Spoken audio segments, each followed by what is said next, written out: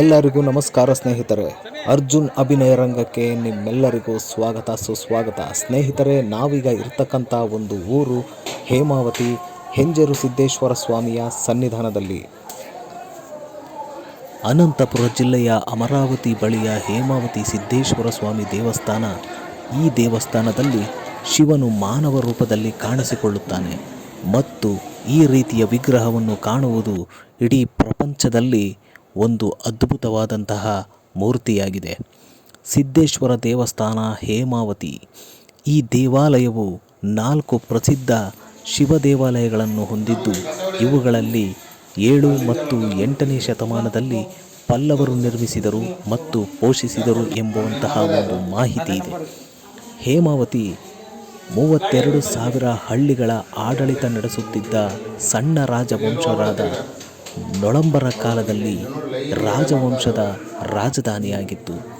ನೊಳಂಬರ ರಾಜವಂಶದ ರಾಜ ಮಹೇಂದ್ರನ ಅವಧಿಯಲ್ಲಿ ಈ ದೇವಾಲಯವು ವೈಭವಿಯುತ ಸಮಯವನ್ನು ಹೊಂದಿತ್ತು. ಈ ದೇವಾಲಯವು ಪಲ್ಲವ ಮತ್ತು ಚೋಳರ ದೇವಾಲಯ ವಾಸ್ತುಶಿಲ್ಪ ಶೈಲಿಯಲ್ಲಿ ಇರುತ್ತದೆ. ನೊಳಂಬ ರಾಜವಂಶದ ಮೂಲವು ಪಲ್ಲವರ ಮೂಲದೊಂದಿಗೆ ಸಂಬಂಧಿಸಿದೆ. ಅವರು ತಮ್ಮ ರಾಜ್ಯಗಳಿಗೆ ರಾಜ್ಯಪಾಲರಾಗಿದ್ದರು. ಅವರು ಪಲ್ಲವರ ಕುಟುಂಬಗಳಿಗೆ ಸಂಬಂಧಿಸಿದಂತೆ ಅವರ ಹಿಂದಿನ ರಾಜಧಾನಿ ಚಿತ್ರದುರ್ಗವಾಗಿತ್ತು ಮತ್ತು ಅವರ ಆಳ್ವಿಕೆ ಉತ್ತುಂಗದಲ್ಲಿ ಅವರು ತಮ್ಮ ರಾಜಧಾನಿಯನ್ನು ಹೆಂಜೇರಿಗೆ, ಇಂದಿನ ಹೇಮಾವತಿಯೇ ಹೆಂಜೇರು, ಬದಲಾಯಿಸಿದರು. ಪ್ರಾಚೀನ ನೊಳಂಬರು ಹಾಸನದ ಒಂದು ಭಾಗವಾದ ಚಿತ್ರದುರ್ಗ, ತುಮಕೂರು, ಬೆಂಗಳೂರು, ಕೋಲಾರ, ಉತ್ತರ ಈ ಎಲ್ಲ ಕಡೆ ನೊಳಂಬರ ರಾಜವಂಶದವರು ಆಳ್ವಿಕೆ ನಡೆಸುತ್ತಿದ್ದರು. ನೊಳಂಬರ ಕಲಾವಿದರು ಮಂಟಪದ ಒಳಗಿನ ದೇವಾಲಯದ ಗೋಡೆಗಳು ಮತ್ತು ಕಂಬಗಳನ್ನು ಸುಂದರವಾಗಿ ಕೆತ್ತಿದ್ದಾರೆ. ಮಲ್ಲೇಶ್ವರ ಮತ್ತು ದೊಡ್ಡೇಶ್ವರ ದೇವಾಲಯಗಳಲ್ಲಿ ಕೊನೆಯದು 6 ಅಡಿ ಎತ್ತರದ ಶಿವಲಿಂಗಕ್ಕೆ ಹೆಸರುವಾಸಿಯಾಗಿದೆ.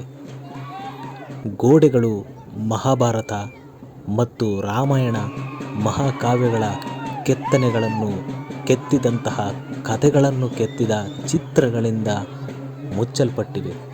ದೇವಾಲಯದ ಪ್ರವೇಶ ದ್ವಾರದಲ್ಲಿ ನಂದಿಯನ್ನು ಕಪ್ಪು ಗ್ರಾನೈಟ್ನಿಂದ ಮಾಡಲಾಗಿದ್ದು, ಇದು 8 ಅಡಿ ಉದ್ದ ಮತ್ತು 4 ಅಡಿ ಎತ್ತರವಿರುತ್ತದೆ. ಶ್ರೀ ಹೆಂಜೇರು ಸಿದ್ದೇಶ್ವರ ಸ್ವಾಮಿ ಪೂಜೆಯೆಲ್ಲ ನೆರವೇರಿ ಸ್ವಾಮಿ ಈ ಸ್ಥಾನದಲ್ಲಿ ಬಂದು ಕೂತಿದ್ದಾರೆ. ಇನ್ನೇನು ಕೆಲವೇ ಕ್ಷಣಗಳಲ್ಲಿ ಬ್ರಹ್ಮ ರಥೋತ್ಸವ ನಡೆಯುತ್ತದೆ. ಸ್ನೇಹಿತರೆ, ಬನ್ನಿ ಸ್ನೇಹಿತರೆ, ನಾವು ಈಗ ಬ್ರಹ್ಮ ರಥೋತ್ಸವವನ್ನು ವೀಕ್ಷಣೆ ಮಾಡೋಣ.